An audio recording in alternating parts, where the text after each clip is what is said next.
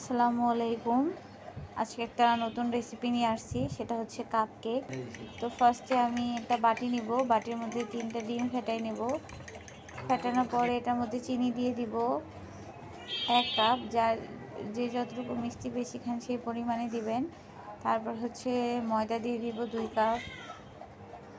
ময়দা দেওয়ার পরে এটার মধ্যে বেকিং পাউডার দিব 2 চা চামচ। দেন এটাকে হচ্ছে গিয়ে আমরা ব্লেন্ডারে ব্লেন্ড করব ভালো মতো। ব্লেন্ডারে ব্লেন্ড করার পরে কাপে হালকা তেল ব্রাশ করে নিব।